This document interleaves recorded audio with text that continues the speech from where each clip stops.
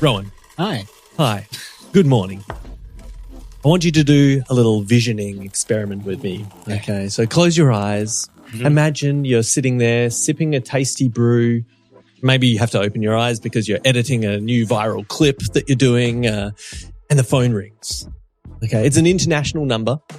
So a little bit of warning signs, but you ignore the telemarketer risk and you answer it. It's a fan or maybe an investor, and they want you to take Golden Brown, your coffee brand, to Portugal.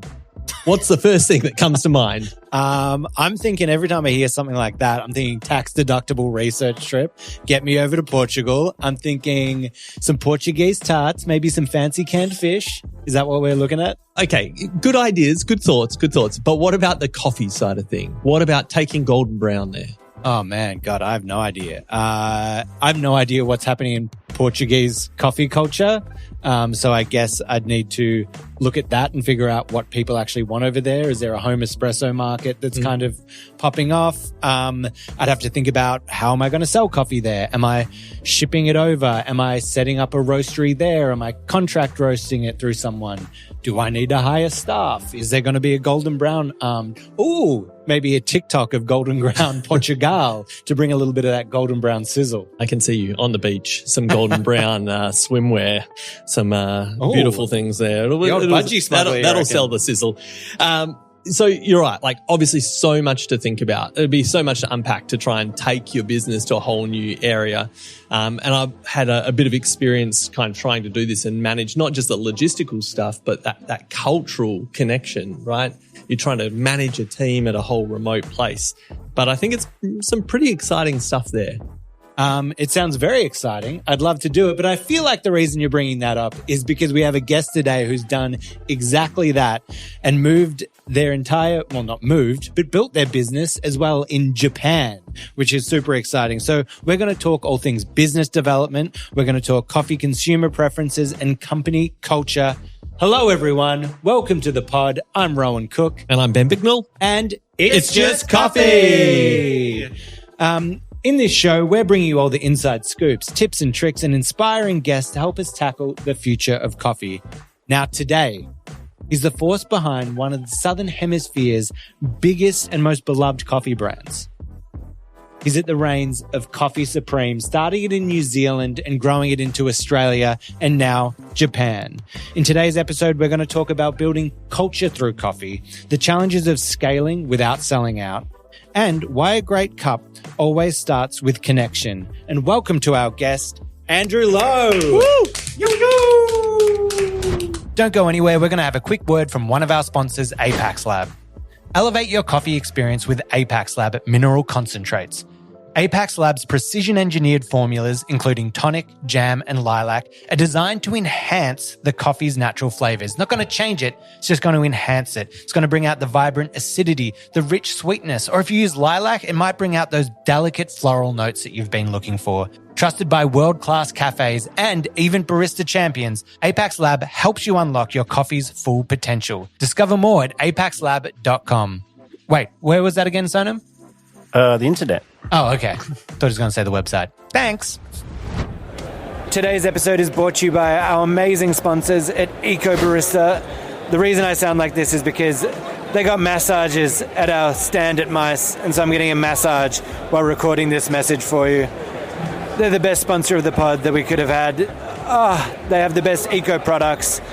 This probably sounds really pornographic, but it's not. I'm just getting a massage. They have the best eco-friendly coffee products. They got coffee bags that you can design yourself. They got cups. They got iced coffee cups. They got everything you need. So make sure to support them because they support us. Head to ecobarista.com.au and get 15% off your first purchase when you sign up. Oh, mama, that's good. Thank you for having me. Great to be here. And I just want to reframe that for you, Ron. The illustrious history of Coffee Supreme is something we're very proud of. Let's acknowledge I didn't start the business in 1993. I am standing on the shoulders of giants and hope not to drop the baton in this current chapter, but excited to take your listeners through our great history and the plans for the future. Absolutely. And I've got to set a little context here. Before we started the pod, we were chatting with Andrew and he was like, wait, I'm not wearing a Coffee Supreme shirt. Should I throw one on? We said yes. The man comes back. He only had a medium in stock. And let me tell you, this is a sizzle to watch the YouTube because this bloke is ripped and looks fantastic. It's now that Noah's listening, it's probably a ladies' medium. But I've just put on what I could find. Brand over function. The brand team is going to give me a fair bit of feedback about this. And for that, Matt, I apologize. No, that's how you sell the brand. I love it. Now, Coffee Supreme is very well known across Australia and New Zealand, but for our listeners that might not be familiar with it, could you give us a little bit of a rundown on Coffee Supreme and also a little bit of a rundown on yourself? Love to. So let's start with Coffee Supreme, way more interesting than that. So this was a brand founded in 1993, if you can hark yourself back that far into the dark ages, in Wellington, New Zealand, by Chris Dillon and Maggie Wells. Now, it started as a cafe, and Chris and Maggie started something called Red's Cafe, and they had signed on to a supply of Bellaroma coffee. A couple of months into this cafe, which has started to do things differently to how cafes traditionally existed, life before the cafe culture and coffee scene, Bellaroma went into liquidation. So Chris, being the creative visionary that he is, went, well, I could choose another roaster, or I'll just buy this one out of liquidation. So he took Bellaroma on. Now, Chris came with a background in film and studio, so zero experience in coffee, but went, how can it be?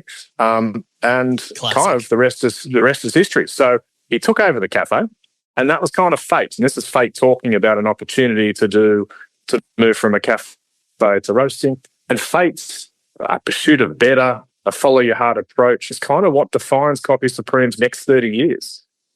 As curious staff with itchy feet kind of helped them expand into Australia, then into Japan. And this was kind of an organic growth model based on good people wanting to share good coffee with the world.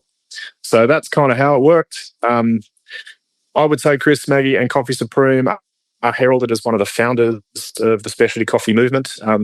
For your listeners' benefit, coffee was bought only really through importers for many, many years. But Chris and Maggie were some of the first to go to origin, to meet a farmer, to understand where the coffee came from. And that venturing was really on a mission to buy better, but to buy fairer, which was a new phrase. This is life before the fair trade movement, life before any worker conditions. And so that was something that they, at an ethics level, always believed in. Fast forward to today, we've got 5 roasteries in 3 countries. We support over 1,000 wholesale cafes. So we are, by our nature, a core wholesaling business with wonderful wholesale partners. We supply 400 New Zealand supermarkets and thousands of homes via our online website. So what probably a lot's changed, but what hasn't changed in 32 years is our purpose. And we define our purpose at Coffee Supreme to enhance people's lives through greater connection, creativity, and collaboration. And our belief is that only a great cup of coffee can do that and no other beverage. So we're sticking to it. So that's the Coffee Supreme story. Now, just a little bit about me. If no one's listening, I can quite safely disclose that I am an accountant by trade and qualification. That's a long time in my distant past. I learned at some time I liked numbers. I didn't like being left in the numbers room. I liked getting out there in the world. And so I've always been in food and beverage manufacturing. And so I started in the big corporates, Unilever and Cerebos Foods, which was a Suntory company. I spent my life working in some of their factories. One of my little jobs was actually working in the Rosella tomato factories. So we would make tomato sauce and continental soup. And so really selling to supermarkets. My step into coffee began in 2009 when I jumped over and was the CEO of Toby's Estate Coffee. So again, one of the founders of the Sydney specialty coffee movement, founded by Toby Smith in 97. He, as a pioneer, built that business up, and then I came in to help run that from 2009 to 2014. And this is just when coffee was taking off. So there wasn't a lot of specialty cafes. We were doing about 4 tonne a week at Toby's at that time, had about 100 wholesale accounts. In 4 years, we moved from Sydney. We launched in Brisbane, Melbourne, Perth. We launched in Singapore, Indonesia. We launched in Brooklyn. And we were roasting over 20 tonne a week by the time we're done with about 1,000 customers. And so that journey was amazing. And that taught me a huge amount about how to scale coffee companies, in fact, any company, at pace and all of the growing pains that came with it. then I went, well, that was hard and I'm getting through the other side. Why don't I do something even harder? And I co-founded with a good buddy of mine, Adam Theobald, Automentum, which is the hospitality industry's largest B2B ordering and payment platform. So we help about 45,000 bars, restaurants and cafes place their coffee, their bread, their milk, their juice, their produce orders with about 1,000 suppliers on a daily basis. That platform's been going for over 10 years now, and we've transacted $6 billion on that platform since it started. So we're really proud of that. I'm still on the board of that business. Adam's running it. And then I kind of stepped back and went, you know what? I'm going back to my passion in food and beverage, and I started consulting. So I went back into consulting food distribution companies, the NAFTA Food Service Group, a couple of coffee roasters on the unit economics and how to scale wholesale companies, a few drinks companies. Did that, and then landed at Coffee Supreme. Now, I got here by happenstance. I got one of those calls as an industry expert by Pioneer Capital, who were looking to actually acquire Coffee Supreme from the founders. And they said, could you help us buy the business and understand the numbers? I said, no problem. They said, actually, you didn't do a bad job of that. Could you join the board with us? So I went, that sounds like fun. I love this brand. I've always revered it from a distance. And then the opportunity popped up a year later, and that was late 22. And so then the opportunity popped up in 2023 when the then CEO moved on to a different opportunity, that I took over the reins. And so the rest, as they say, is history. And that's a little bit about the brand, hasn't it? Yeah, well, it really sounds like you haven't done much, and it sounds like we won't have much to talk about on this podcast. In a quiet couple of decades there, Andrew. That is amazing. What a resume. Yeah, that's incredible. And you just painted that picture of like your personal journey. You've been in quite a few quite senior leadership positions throughout the hospitality and coffee industry. What have you noticed that's changed over that time? Are there things that really jump out for you? Oh, absolutely, Ben. So let's talk about environment and let's talk about styles. And so environment, my career has gone from corporate to mid-cap to startup back to scale up. I'm more comfortable in that agile, high-paced environment than I am in big, stuffy boardrooms, as much as I enjoyed the trappings of that, because it does link to a certain style. So leadership style, from when I joined the workforce in the late 90s, just when Liam was being born, in the late 90s, was formal, structured, top-down, hierarchical, and scripted communication. And this was life before laptops and before smartphones. So you actually just went to work, did stuff, went home. And then now it's moved to less formal, more fluid, always on, engaging and informal communication. And that style's natural to me. And I think I'm really excited about the change of the shift from leaders being what they're supposed to be in a book to authentic. And that authentic leadership style is really drifting through in business, where you can bring your whole self to work. You can share how you feel. You can be vulnerable. I'm probably known as an oversharer, so that could get me in trouble on this podcast. You can be challenged in public around decisions made, and the collective good feels respected and rewarded. And I really enjoy that. And so I do think that's what's changed in leadership. That's what's changed in letting everyone have a voice, and the deconstruction of some of that hierarchy, I think, is creating more value than destroying it. Okay, so Andrew, coffee industry in the 90s to 2025, what's the biggest things that you've seen change? Overall, it's pace of change. So coffee was regular, stayed, run and controlled by the Italians. Everything was imported, mostly in brick packs. I don't know if most of you came in your coffee journey like I did to a brick pack of Lavazza or Illy or Vittoria that was in the Sunday plunger, and you pulled a special cup out for the Sunday family brunch, and you'd make the brew, and it was usually stale rubbish, but you were told from a young age it's supposed to be nice, so you drank it. And cafe culture out of home didn't really exist. So it kind of kicked. And when we're at Toby's, we started to see that shift. We started to see the modern players, the Campos, the Single O, the Toby's, the San Lee's, the Seven Seeds, all those guys in Sydney, Melbourne really start to hit their straps and get out there and change the way and the expectation of what coffee is. But that led to an evolution of cafes. So when I began in about 2009, we'd say our addressable market was about 5,000 cafes around the country. Today, 27,000, and that doesn't include all the venues like petrol stations and corporates and quick service restaurants. that sell coffee. So there is so much choice now. And there are so many venues to buy coffee, which has its strengths and weaknesses, which I'll talk about. A little stat for your listeners, which blew my mind. McCafe was founded in Australia, and so we want to talk specialty coffee, but we also want to talk coffee in general. And it's heralded as one of the global success stories. McCafe now sells, so coffee at McDonald's in this country sells $1 billion a year, and that's 1 in 4 cups consumed in the country are sold through McDonald's. So you've just got to put a pause on that and go, that's changed the economic and the coffee landscape. And they were doing group handle machines through drive-thrus, and it was pretty revolutionary at the time. But what it did is it meant that all of us as specialty roasters just had to up our game. So we had to create amazing stuff in the cup. So the second thing that's changed, quality in the cup. The standards, the Q grading, the discipline, the structures, the testing, the roasting science, the barista comps, all of those things meant we just leveled up constantly and improved the cup quality. And people started to notice. And so, again, if you step back 20 years and you went to a cafe, it was a little like playing roulette. Was it going to be good? Was it going to be crap? It was going to be okay. And the gap between great and poor was significant. Today, that gap's pretty small. It's hard to get a bad coffee. You do from time to time. But in Australia and in New Zealand generally, you're talking a 7 out of 10 as a floor price. And that's a pretty good place for a consumer to be. But that creates a lot of challenge for business owners to stand out from the crowd. Yeah, I had a thought back in, I think 2009 is kind of when I started my barista journey and kind of got into specialty then, which there wasn't as much around it. And I used to have a rule or a saying where I'd be like, if the cafe has a rosetta on the coffee or a bit of latte art, they're going to be busy.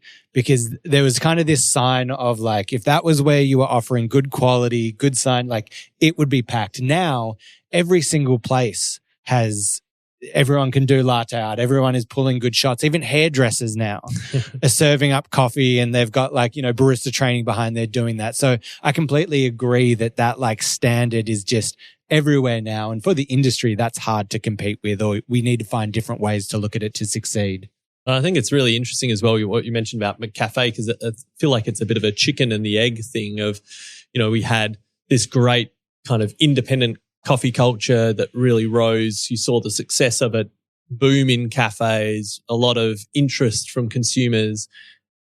Big groups like McCafe kind of came on board, adapted to a lot of those kind of systems and beverage production. And then in turn that fed back in and forced, as you say, that further innovation from the independent kind of scene to go, well, that's the level that the mass is accessing now. We need to really step up. So it's a pretty exciting kind of environment in the Australian and kind of New Zealand kind of space. And so we talk there, the changes, in a really great arc there of the coffee industry. What about if we narrow down and focus on the cup? So again, coffee from the 90s, coffee in the cup in the 90s to what it is in 2025. What do you see has changed? How do you think consumers are looking at it? Yeah, look, so a couple of obvious trends and then probably a couple of subtle trends if I think about it. The obvious one is we all came into it with the dry cappuccino, extra foam, extra chocolate. If it didn't walk away from the experience with something on your nose and eyebrows, it wasn't high enough. And that's kind of that special moment where you got the spoon. That died pretty quickly. The flat white took over and that's kind of reset coffee standard. So I think drink construction by nature changed.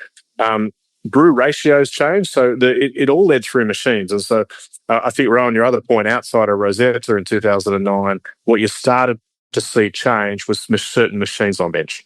It was about when Lamazocca was entering the market in earnest back then under all press sponsorship, but then independently a few years later. And my market quality was if a Lamazocca was on the bench, then coffee was going to be good because that cafe or that roaster had invested in the best. And I think that is the universal standard today, and it remains. And so I think the machines changed. The grinders had changed. We went from pre-ground little dosing clicker grinders to automatic. And I admit, I've been around a while. I can't keep pace with the grinder technology. There's grind by weight, grind by time, different dose, different dial, different adjustments, different tamping devices. They all absolutely contribute to quality, but there's a lot going on there. And now we've even got a couple models up here. Now even moving into grind by sync, where the grinder's connected to the coffee machine, and they communicate and adjust the grind size without the barista even touching it. Yeah, I think that tech, and we'll likely talk about that a bit later, but the role of technology in drink construction, you would underestimate at your peril, is my comment at this point in time. But so I think that's certainly changed. The next thing that's changed is everyone had cow's milk, and then everyone went, I think we're overweight, so we went skim milk. And then everyone went from skim milk to plant milk. And so when I started, we're running our cafes, Bonsall was about the only thing that was offered as a non-dairy alternative. We would sell one case, which is 6 litres a day in a very busy cafe. That's now 8 cases to 9. It was probably 5% of sales. Plant milk in certain suburbs and demographics, split across soy, oat, almond, sometimes coconut, would be up to 50% of cups. And so people are really shifting away from dairy to plant milk. And so that's changed how we brew and roast coffee, because it's a different product to work with. And so we think that's changed. Size has gone from big to small. Well, we tend to focus on quality in the cup, not getting 20 ounces of a milkshake. So all those things probably compound, and we are where we are today. Not that it really adds too much to that, but an interesting fact on the dairy side of things, I feel like now there's even a revolution going back to dairy, with people looking at the different like oils and stuff inside these plant-based milks. And now people are starting to see that benefit. So there's even a shift there. It's such a funny like full circle of how we were doing it. I was chatting with the Starbucks team the other day who we had on the podcast. And they were saying that I think 75% of the milk drinks are dairy. Yeah. And the alternative one's interesting because it sits at 25, but then other alternative milks come in that kind of eat away at the within its own sales market. Like, oat milk comes in and just kind of eats away at soy or almond. But I also think generations are defined by their alt milk. Like the millennials are the bonsoyers, the soy, and it's that distinctive taste that they then get accustomed to. And it's hard to move away from once you become accustomed to a specific alt milk taste. Yeah. And I think it's that narrative, kind of like what you're saying, Andrew, that's going in around like the culture, and in the consumer culture in general about, health benefits and kind of, the story of where these products come from and kind of what's of interest to them. And the incredible positioning that's happening now with some of the alt milks is fascinating in how they're trying to differentiate and tell, build up some identity and some emotion around some of these different brands is pretty fascinating. I think so. I mean, they're a brand in their own right. And what's interesting is it was a battle in the coffee industry. Consumers would come into a cafe and they were more attached to the brand of plant milk that they wanted in their drink than they were to the brand of coffee. And so we had to go, hold on, you're muscling up in our game here. This is our space. You're playing a support role. You're not the lead. Get back in your box, literally. And so we've had to work hard as a coffee industry to go, hey, how does this work? And I do think that's shifting, Ben. A lot of the older generations as they've gone through plant milk are going, some brands, and I won't speak to who, have rapeseed oil and a whole lot of other things in them. They're really not great products, and they need it to be textured at heat and the emulsification. But people are going back to natural. And certainly, as I know the team on Starbucks would absolutely tell you, the Gen Zers, they just want functional, flavoured, Instagrammable drinks, and they're not as attached to the ingredients at this point in their life stage. They just want it to look, feel and taste great, and they won't compromise on that to health at this stage. But I think the next decade for them might change. I think the really interesting part is that you've started to get this segmentation of that space and kind of more development in that area where now you've got, back again in the 90s and early 2000s, you had very limited options for anyone who didn't want to drink kind of cow's milk. Now you've got this huge swathe, some that are much more focused around, as you say, just a functional kind of product that can texture well and present really well, some that are very health focused, some that are very much around flavor. And I mean, for me personally, that's the thing that excites me, right? Is that now there are alternative kind of milks that can really pair with a specialty coffee in a quality way. Yeah, some interesting movements there. So, Andrew, just zooming back into your leadership experience, you've kind of been at the helm of two pretty iconic coffee businesses, and then in amongst the hospitality and beverage business for a long time. What would you say some of the most important skills or perspectives are for someone who's in those leadership positions? Like, what's the things that, if someone was either moving into that space or kind of was considering that, what do you think that they should kind of be looking at? Here's the challenge, and here's how I think about it. The challenge is that in the coffee industry, we have to provide consistency to the customer through the machine and in the cup for a product that's seasonal, ever-changing commodity. And that's really difficult. And so what padding do we put around that to deliver that brand promise? People is always, my answer is always people first. So talented people who blend, roast, and train customers. You've got to put great people around that supply chain. Education sets you free, consistency and process. Finding a delicate balance between the art and science of coffee roasting and brewing is important. This is romantic. A lot of it is sensory, but a lot of it is functional and structural. And so introducing the artisan principles of knowing what to do, but also always keeping yourself modern in terms of what are the new scientific developments, how can we level up our game in some of our factories, just how we focus on moisture, colour, roast consistency, profiling on the machine, and brew testing super matters. The next thing in this coffee game, it's expensive.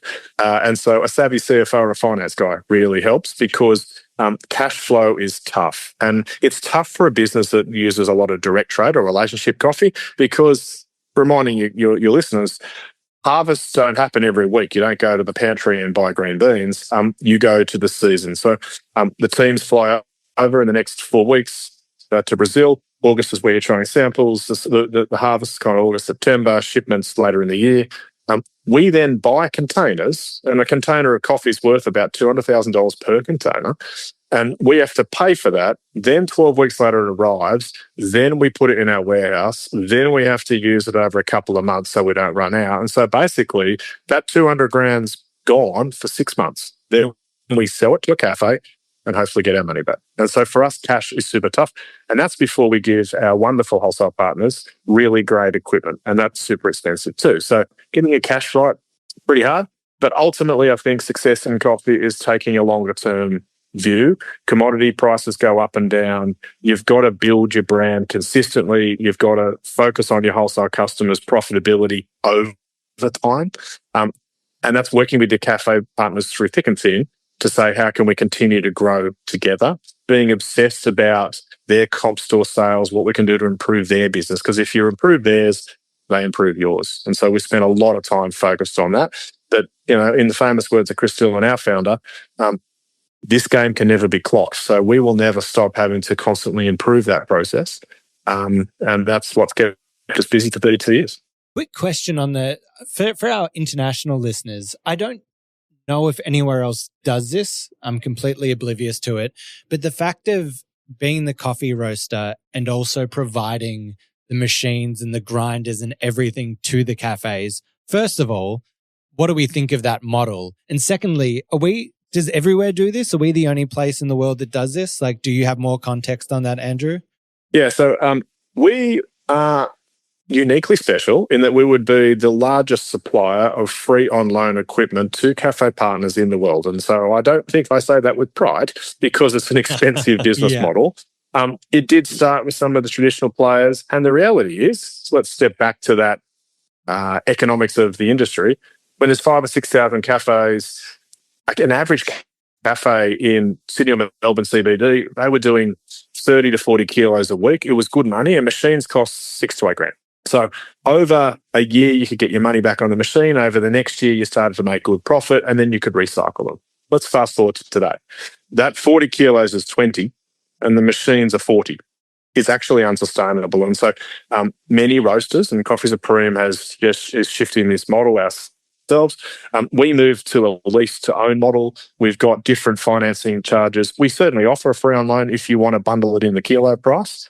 But we're starting to say, look, we will give you amazing coffee and we'll get you any machine you like, but here's the machine rental and here's a service fee that will support your journey for that equipment. Because even for a cafe owner, the fridge, the burners, the other items in their cafe, no one else funds it. It's just the coffee roaster funding the machine. And I think that makes it really hard for small roasters to compete fairly. So on behalf of everyone, which doesn't affect us as much as others, I don't think it's the right model. It is a unique space, that free on loan equipment in Australia in particular, because, one, as Andrew mentioned, the pure volume of coffee going through Australian cafes historically was so much more than many other regions around the world. And so the numbers kind of made sense. It's like, yeah, we'll put a great piece of equipment on there. I also think that in terms of those trends, things have changed with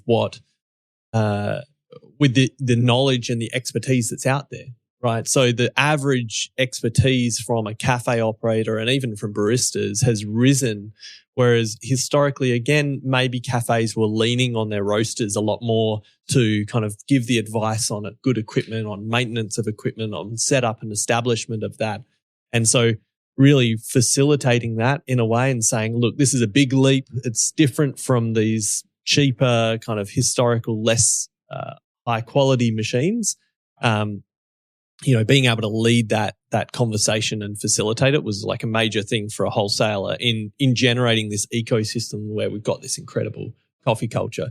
But as Andrew said, all of that's changing, and we need to rethink those, because otherwise it's going to bankrupt a few businesses. Yeah, and speaking of that change, pre-2000s cafes, we've kind of touched on it. Australia and New Zealand, very different. You'd walk down shopping strips and maybe you'd find one or two cafes there. But in those days, it was always like food first, coffee was kind of secondary coming in there.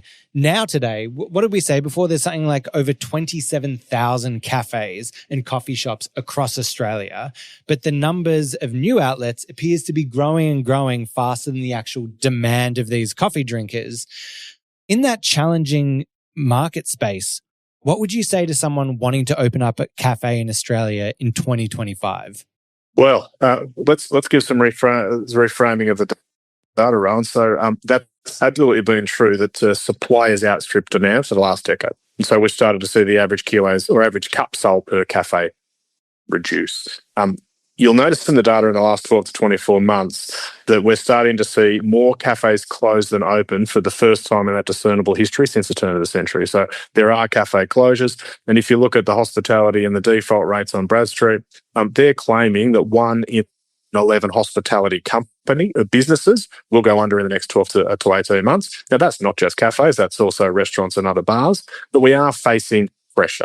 And there's a lot of economic reasons as to why that pressure is occurring. But I think there's a small course correct. So more important than ever, what's involved in being successful in this environment? Well, be willing to work hard. There was a period where people, and it was a great trend actually with a lot of tradies who had made a really great amount of money and gone, geez, I drink a lot of coffee, I should own a cafe. And then they're able to buy one, put a manager in and still make money. And it was fantastic. That day's over. You can't be a passive investor in a cafe now. You need to sweat it. So firstly, be willing to roll up your sleeves and don't confuse your love of coffee for your love of serving it. It's a very different thing when you're behind the machine. Secondly, know your numbers. Obsess over your wage rates, obsess over your rental rates, obsess over your cost of goods and your wastage.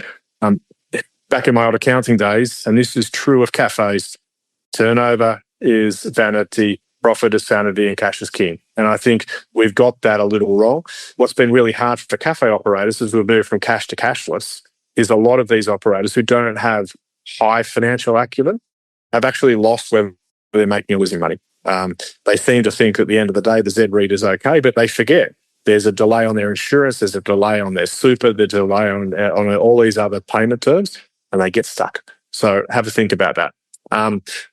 Don't overextend yourself. We see a lot of people, we went through that phase in this market where people had $1 million cafe fit outs. That was always crazy to me because that return on capital was nuts. Melbourne was smarter than Sydney because it's always been a cooler environment. So you could step in and just be authentically yourself. And that actually came at a lower price tag, which is why you could sell less and still make more money, because there was no ego. And I really enjoy that about the Melbourne coffee scene. But Sydney got a bit attached to just being who's the flashiest, who could have the best marble, the best ink. Doesn't sell you more coffee. So make that clear. And then possibly the last point is get help negotiating your lease. They're complex. Landlords do this all the time. And so many stories I've heard of people who have trouble getting out of them. The inflation ratchets are high. The other on costs kind of blow them out. And they haven't considered everything when signing that deal up. And that gets hard. So that's some incredible advice there, I think, for cafe owners. Some a little terrifying and scary, but important, terrifying, scary advice. Great industry. Get into it. Good for us. Come on down. Come on down. We'll cut up that little segment that you just put together and you can sell it on your website. Anyone else out there? Coffee. You'd be nuts. Yeah. It's just the new FAQ setup from Supreme. So that's talking about cafes, right? And as we've said, there's some challenges and some unique context there, certainly within the Australian market. Well, I'd like us to shift our focus a little bit and talk about like a roastery business, okay? And we have listeners in lots of different parts around the world. So we're not just talking roasting and supplying here in Australia. And you've had some experience in different markets as well. You've been involved in running some of the bigger kind of coffee brands and specialty coffee brands in Australia. We're in an increasingly competitive space, and different roasteries around the world will be increasingly in those competitive spaces. What's some advice that you could give people for how to look at differentiation and how to kind of stand out in amongst a group of people where generally the quality's actually gone up to be on par? 4 or 5 things, and I think it's analogous to all markets. So this isn't just unique to Australia or New Zealand. Again, I come back to my first mandate in life: the people in your business. Hire the best, train them, invest in them, and then let them loose. And so it's sometimes really hard when you're starting a business up to go, "Whoa, that's a really expensive cost. Can I get someone for $5,000 cheaper?" But think about the values they bring, the talent they have, and what they can do for you as a return on their salary. And I think you might make different choices. So just be bold in that space, but also hold them to account. So you have to create that environment. The second is the brand. And I think what Coffee Supreme is famous for is a long-term, consistent investment in brand consistency. And we have avoided following fads and changing over time. And so our brand promise remains constant. Our improvements are not knee-jerk. They're measured and meaningful. And we give a lot of consideration to how we want to show up and how we want to communicate to customers. And that means that when our consumers attach to us, they know the why, and they're not going to be surprised by us bouncing all over the shop. So just have your own brand identity. And I think so many people in the industry, if this is advice, a really strong piece of advice, focus on product, not brand. Everyone in this world, there's 1,000 coffee roasters in Australia. They will all tell you they have the best coffee in the cup. Now, a lot of people do great things. A lot of people, I think, have development areas. That's not the point, but that's just noise. And so you've got to transcend the functional to the emotional. I spent a lot of time in this chat talking about that, but for us, it's about brands. The third thing is for us, marginal gain. Just don't try and do everything overnight. I'm quite obsessed about marginal gains. And so how can we make one small daily improvement, and those 1%ers that add up over time compound to be a better business? And so hire people who constantly want to improve and don't just want to rinse and repeat. Because I think standing still in a competitive market means you're going backwards. Lead, don't follow. And I think that's back to the point. Don't follow trends. Stand for something. Be proud of your positioning, set your price. Don't wait for your competitors to do it and then test the waters. Just understand what is true to you. Respect what other people are doing, but don't be defined by it. And then lastly, which is a comment that we will always stand by, don't scrimp on quality. When markets get tough, you don't cut costs, even if you think no one's watching, because no great business ever cut their way to success. Amazing. Golden words of wisdom coming from there. Now, you've taken all of that kind of knowledge. I'm sure you're applying that to Coffee Supreme here in New Zealand and then Australia, but now moving all the way to Japan. I mean, I guess the first question is, why Japan? How did this come up? Well, look, great question. I'd love to say there was a curated strategy in a boardroom where we went Japan, the next frontier. We had some wonderful Japanese employees in New Zealand, Hiroki and Tomoko, husband and wife. They wanted to take the brand to Japan. We thought they were awesome. We thought Japan's awesome. We went, let's give it a crack. So that's how it began. And, you know, back to my point earlier, if you built a business model around an amazing person, it's going to be okay. So that was the choice. There is a real synergistic love between New Zealand and Japan brands. And so there was the instant respect, admiration, and also for Australian brands, but taking that over to Japan, that Southern Hemisphere flat white, that real coffee culture was something that we just got excited by, and the market really embraced us. But we see a little bit of that. There's such a mutual respect, as you're saying, between Japan and Australia. And I see so much of like our coffee culture has been learned from, taken back and evolved over there. And in the same way, so many of their traditions have kind of come over here. I mean, the boom of matcha and everything that's happening has been wild in the past few years. So there's such a nice give and take with those two areas.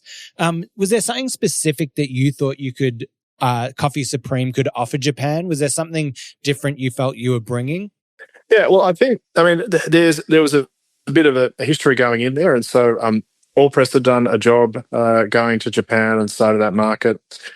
We felt as a business that because our brand really just connected with people beyond the cup, the Japanese market is very attached to those wearable brands. We are quite famous for our merch and our collabs that we do as a brand. We're just off the back this month of doing a collab with Pac-Man. It's their 45th anniversary, and so we've got those little Pac-Man cups eating a Coffee Supreme logo, which I quite like. And we do a lot of those things showing up there. We work with Icebreaker, the clothing company. We've done something with Canterbury. It was just a way for two brands to work well, two branding, two cultures to work well together. So we felt that was right. But outside that, I think there's just a mutual love and respect of Japanese coffee culture and wanting to just get in it and understand it and learn from it. And I think the Japanese market and our team over there have probably taught the Australian and New Zealand business as much as we have helped them about how to do things authentically and in a measured and consistent way. You had these two staff who were wanting to take the brand to Japan. The board went, sure, this sounds great. Or someone said, yeah, this sounds great. But what are the next steps? Okay, you're about to take your brand and business and product, which is not just a brand. There's a lot of like things tied up in the creation of it, certainly with coffee. What was the process or the kind of the steps that you went through in going, how do we take where we are now into that new space? Yep. So look, this was a true test and learn process. I mean, as founders, there wasn't a huge amount of money to do this. So this was kind of have a go, see what works, earn some money, reinvest it back in the business. It was a long-term mindset, but we went with what we knew. We built a cafe, we built our brand, we built a following, and then we rinse and repeat. And so it started with our core cafe in Shibuya. We've got a little roaster that was originally a shot-based roaster, and so many of the roasters are shot-based roasters. A little 5 kilo roaster up there at the time.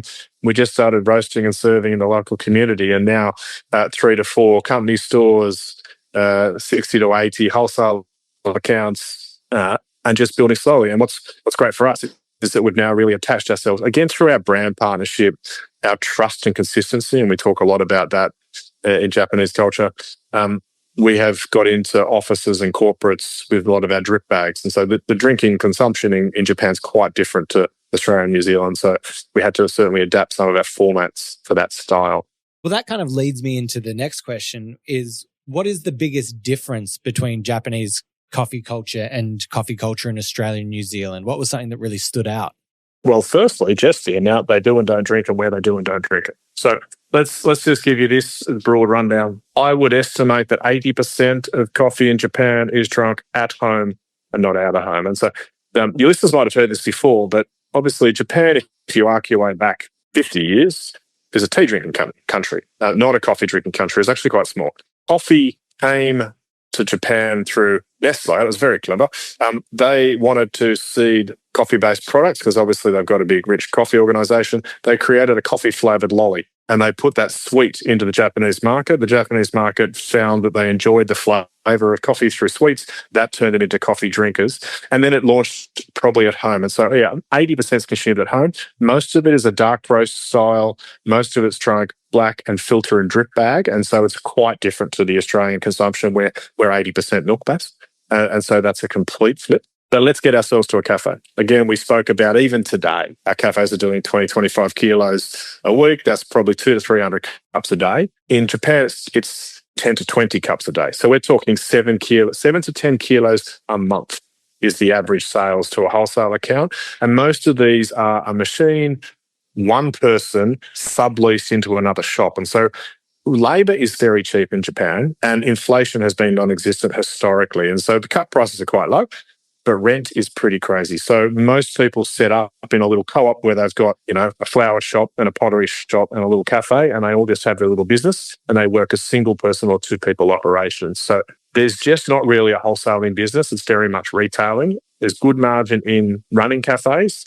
In Japan, it's hard to build a wholesaling company in Japan. And so for us, we had to think quite differently about our path to market. It sounds like despite those challenges, you found some good success from the numbers that you're sharing of customers and how the brands kind of started to make an impact there locally. Sounds great, but I'm sure there are a few hiccups along the way. Launching Coffee Supreme into Japan, what were some of the bigger cultural or maybe the business mishaps that you kind of came across? What were some of the lessons that you didn't quite see coming? I wasn't around with this first chapter of the Japan business. Not your fault. So is that what you're saying there?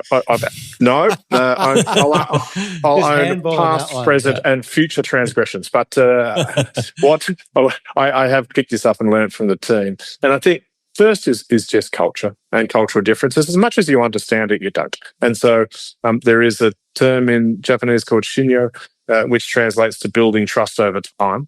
And just things in Japan take time. People have to establish carefully and cautiously a change in habit. So you can't rush in like an Australian and New Zealander would with bold statements, bold assumptions, bold moves. It will move at its own pace. And so certainly we had to reset a lot of our expectations around growth and how it would come and reframe what success looked like, because it was very different to the success metrics we would set in the Australian and New Zealand marketplace. So I think that's kind of the point.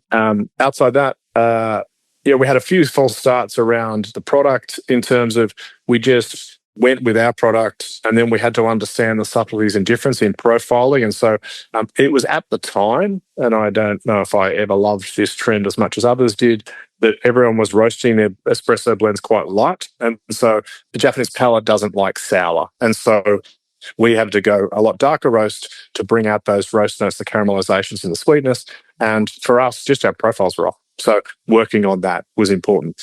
Thirdly, in most of Asia, just access to fresh milk and other alternative milks was difficult. And so just getting that right and getting our drink construction right was a piece of work. But, you work through it and ultimately you evolve. And I come back to the point when you're in any market, try to strike the balance between bringing the local culture that you were founded in and proud of and integrating yourself into the culture of the market you're going to and get that balance right. Don't be all one way or the other, but don't be blind that what's worked for you in one place will naturally work for you in another. Now, I'll put you in a little bit of hot water here. As a brand with, representation in these 3 different countries, Australia, New Zealand, Japan, who has the best coffee culture? Oh.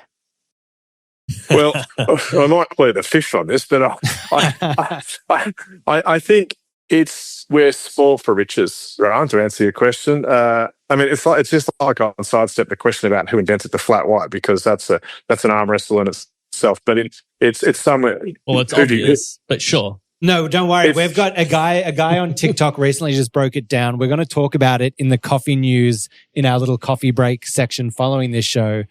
And the results are pretty damning for New Zealand. Let's just say that. We'll sizzle it with that. Oh. Yes. Being Australian and running a New Zealand company, I would say really quickly under my breath, the data says Australia came first, but New Zealand was a very close second. Let's just go with that. And it was about 84, 85. But either way, I don't think it matters. We both are responsible for introducing a product vernacular to the world. And so proudly saying, you say flat white, that didn't exist in the whole of Europe. It's now a thing, and that we should all be proud of. As the Japanese coffee culture, a bit because of its history in tea, it's ceremony-based. And so there was just so much about the siphons into the brew experience, into taking your time. It's not the pre-order, run up, grab your coffee, sprint off, go to work. This is a conscious consuming moment.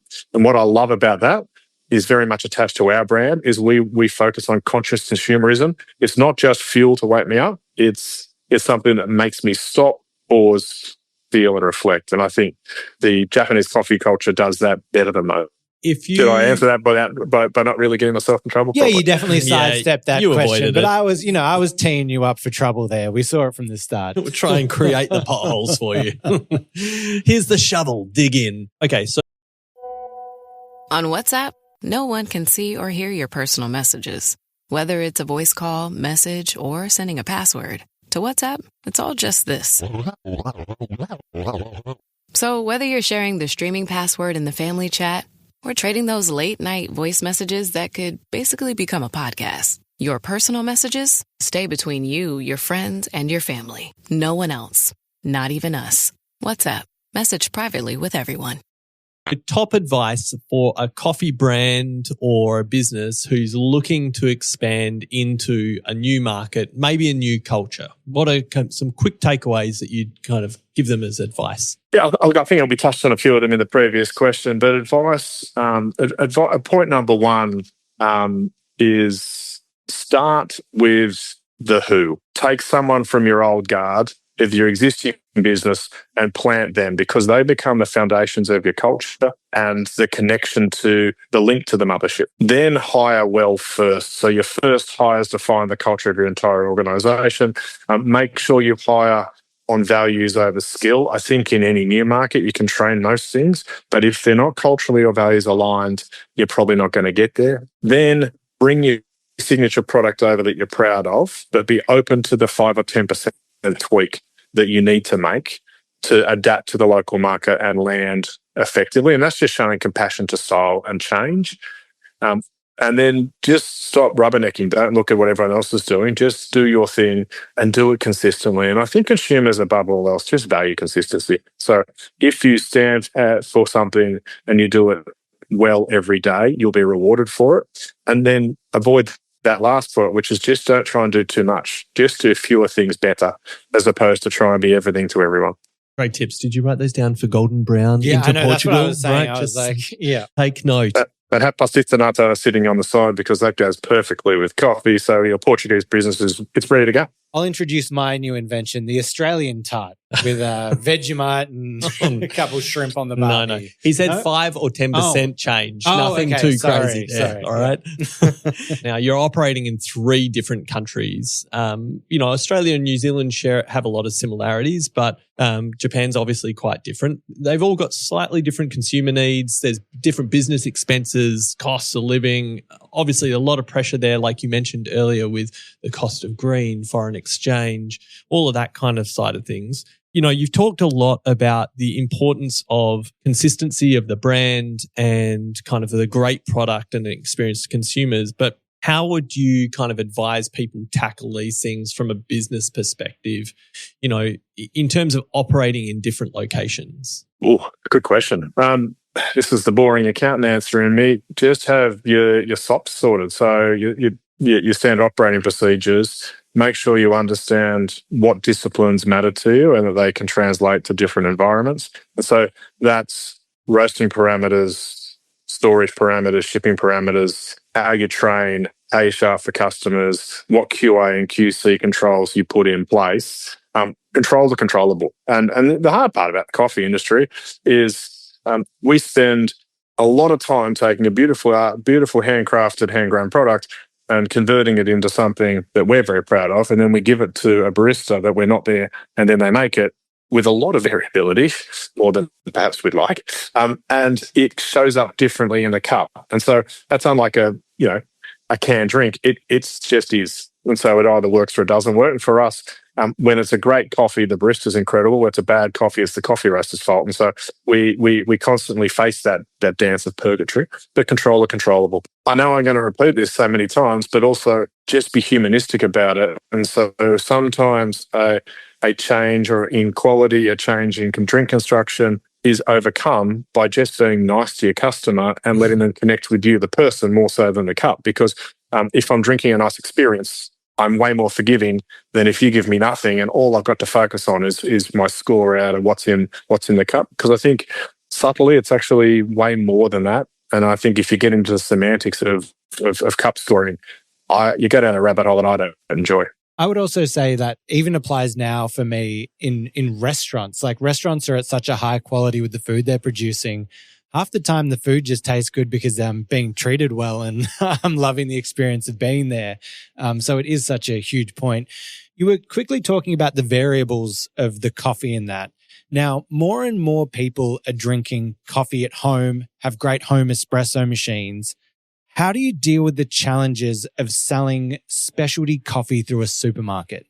That was a very big, very scary moment for us because the fear that you sell to supermarkets is you've sold your soul, quality's crap, it's rubbish, you can't control the variables.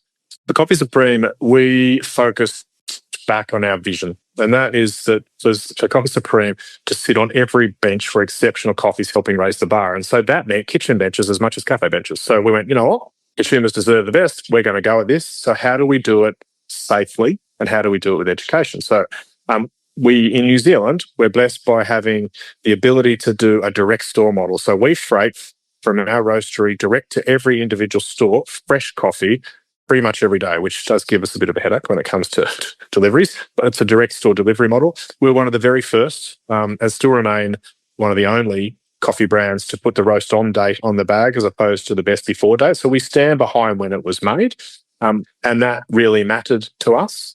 We also never changed the product. And so some brands have a different ingredient recipe for the supermarket versus their out of home. We went, we're not going to do that. We're going to show up the same way and stand behind why. And then we just focused on education. Coffee should be bought like bread. It's fresh. It should be consumed fresh and ground fresh. And so the small regular purchase is important for us. We didn't do the kilo bags in supermarkets. In New Zealand, we have a 200 and 500 gram bag. The 500s for our customers that get bigger families who just really love our coffee and just like to load up each week. We love them. And so that's kind of how we went about it. And I don't know if that's the rest is history. But then in wholesale, we also had that conversation with our customers to go, guys, this is here. It is a different proposition. You can respect that at home you want to drink the coffee. We're giving that choice and it doesn't change how we're going to show up for you in a cafe as a cafe partner, which put a pretty big spotlight on us that our team are amazing and they work tirelessly for their wholesale accounts. And we managed 3 or 4 years on to transcend that gap. Now what's interesting, and I see it a bit in the Australian market with Campos and to some extent St. Ali, this is an industry fear more than a consumer fear. And so to the consumer, they're going, Campos, St. Ali, Coffee Supreme, I buy this home, I enjoy it. I see it at a cafe, I go, wow. So brand awareness transcends from a consumer landscape to wholesale, whereas because we're in the coffee game, I notice every cafe's brand without even looking.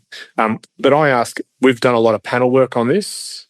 1 in 20 people would actually know the brand of the coffee they drink at their local cafe. They just know that Tim makes it for me, and that's nice. And they think they know the brands, or it might be the green one or the red one, but that's just how it goes. So I think if you can do it with integrity, there's nothing to be afraid of. Yeah, and I think this is a really, again, it's one of these unique little perspectives for the folks who are listening in from around the world, that hang up that Australia and somewhat New Zealand have about grocery store or supermarket coffee isn't there in the rest of the world. You know, Rowan, you and I have both spent some time in the US, and there, like, grocery stores have huge coffee ranges kind of stocked up.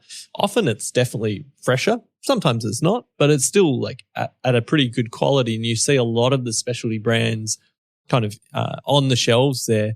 And I think it, as you said, Andrew, it's definitely been a hang up from the industry because we used it as a differentiator early on, saying, no, we're better than that. we're fresh and kind of direct and everything. And now we're having to reel that all back and kind of go, no, we can make this work. So, if we kind of pivot a little bit in our conversation here to tackle the idea of prices, right? Now, prices are going up. We've talked about the cost of things, but we're also flowing through to the cup of coffee and the bags of coffee. This is going to have huge implications for the market in lots of different ways. But what do you see as some of the biggest opportunities or maybe some of the biggest challenges there for people? Well, this might be counterintuitive, but the significant spike in the coffee price, I think, could be the best thing that's ever happened to the coffee industry. So let's give people a few data points. And it's confusing when we talk in US dollars price per pound, which only weird coffee people do. But the long-term average sits in the low $1 US per pound. Suddenly, it's 2 years ago, it's $2. Then off it goes. In January, it spiked to $3 per pound. And then in February, $4 a pound. And so we saw within the space of 6 to 12 months, a 300% increase in our costs. Now, for anyone, even those who've been around a while, that scared the socks off me. And so what do? We have to pause and go, well, what's this telling us? And so again, for your listeners, there's three real elements to the coffee supply chain. There's the farmer, the roaster, and the cafe. Up until 2 years ago, every single year, all three of those people were facing eroding margins, or actually some are losing money. So farmers were pulling coffee plants out and planting pineapples and macadamias. Coffee roasters were doing it for basically minimum wage, and cafes have progressively lost margin over the last 10 to 15 years to go from a business that would earn about 15% down to 1 to 2. And that's just not sustainable. And that's because price was flat for 20 years broadly. Cup price was flat. But you know what? We were boiling ourselves while we're asleep. Wages have gone up, rent's gone up, electricity's gone up, but we weren't passing that on, all our input costs. And so this was a chance through the media, and we take the good and the bad of the media, to say it's time to move the cup price. So we've passed that on. Now, the opportunity is for people who have invested in their brand and who've got wonderful team members that support the customer promise, which is great product, great service. They can pass that price increase on pretty safely.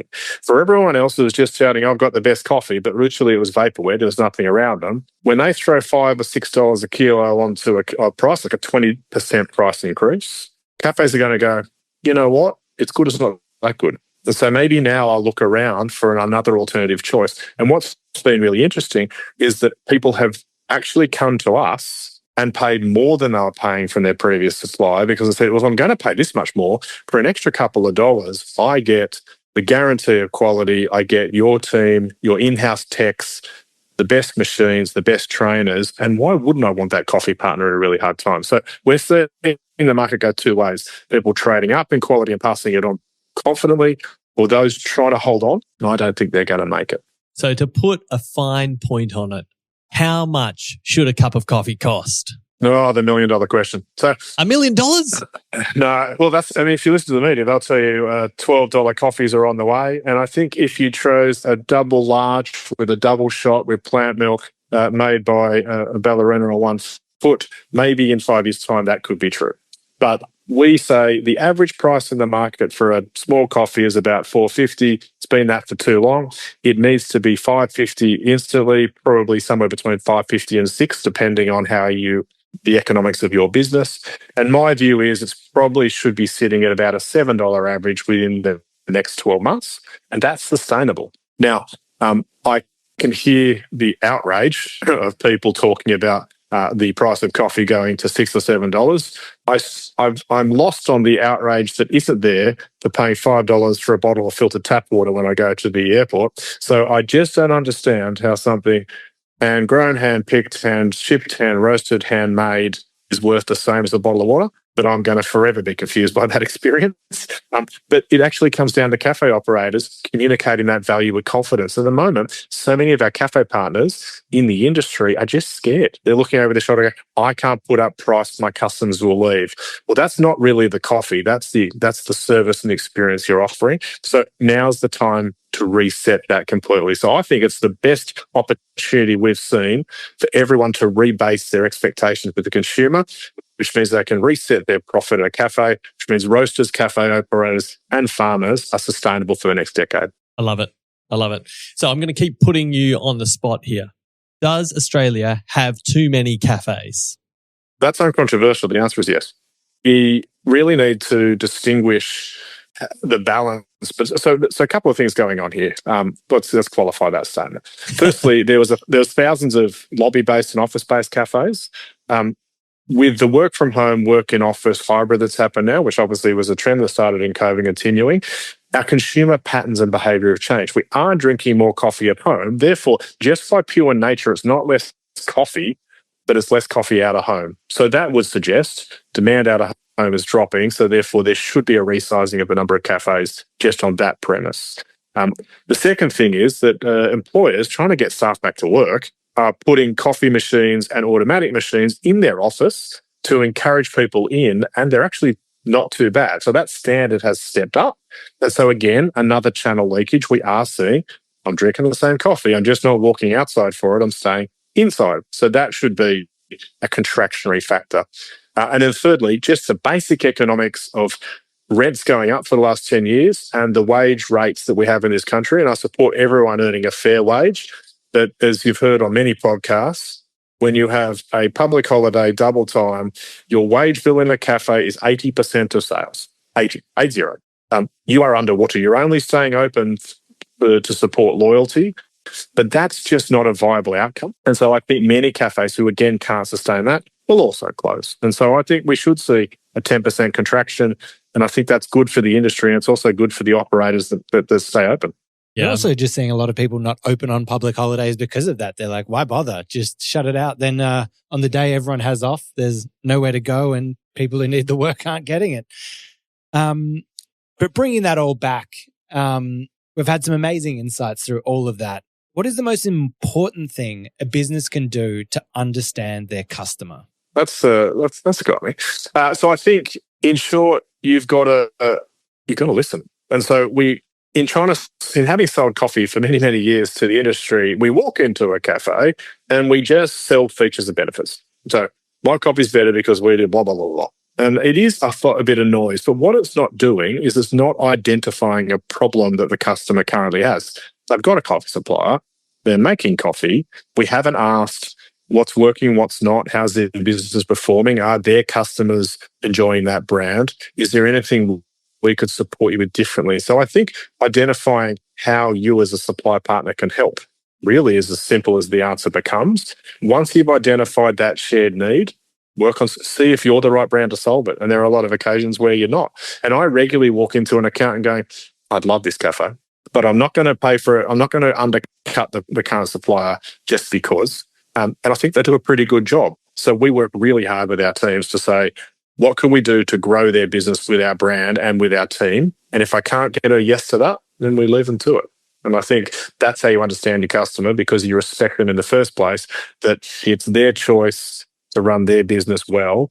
And until your needs are aligned, there's a disconnect.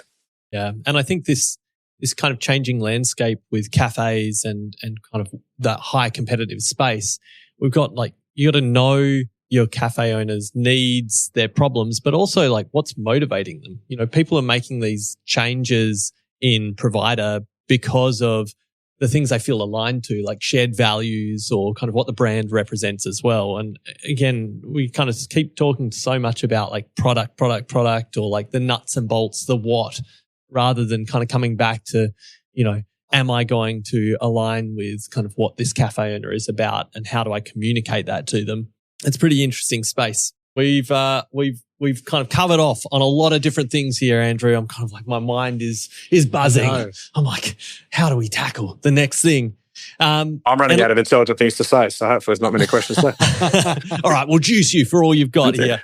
I'm going to throw out, we've gone on a big journey here. We kind of started talking about where things started in the 90s now to 2025. We covered some different geographical territory and some changing landscapes. Given kind of all of this picture and things that are happening, what do you kind of see for the future of coffee? really great question. So let's talk tech, and let's talk automation, which is equal parts exciting and scary for us as an industry that's built on humans and doing things in an artisan craft.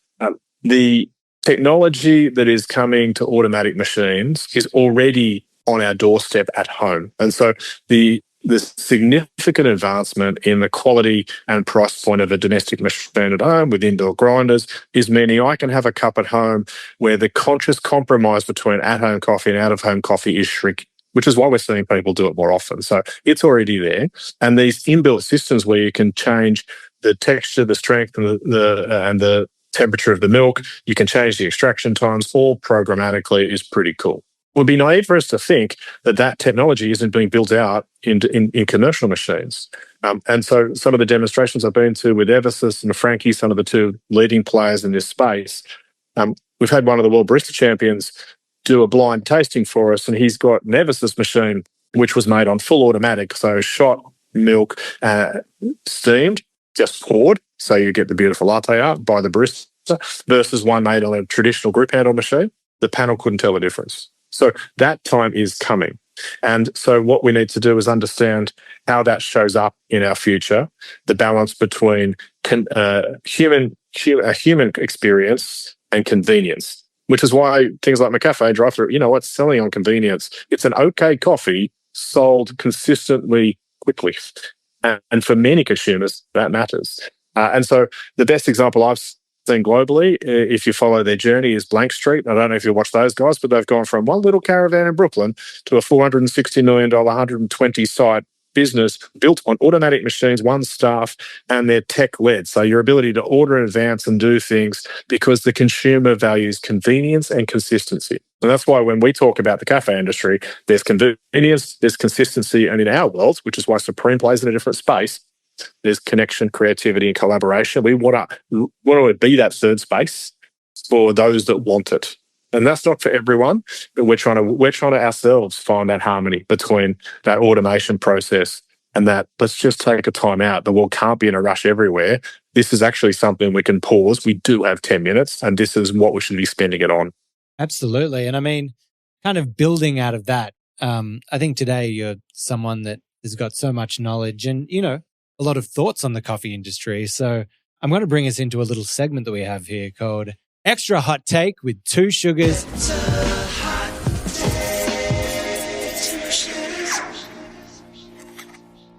Not only is it going to be a hot take, but it's going to be a quick take because we're running a bit long. So I think we'll just stick with a hot take from you today, Andrew. Do you have a hot take for us? Hot take. I would say that if you don't focus as a cafe operator on building an experience for your customers, you would expect to be obsolete within 5 to 7 years because an automatic machine and a technical kiosk will replace you. And that is confronting. And that's such an interesting hot take because I feel like there's a lot of people that don't want to hear it, but I think it's just so matter of fact that that's what it is. The divide between the convenience that you're talking about before and the experience side of things is going to become bigger and bigger. And it feels like they're going to be the two main key players. And there's not much room in the middle really for anyone to play around.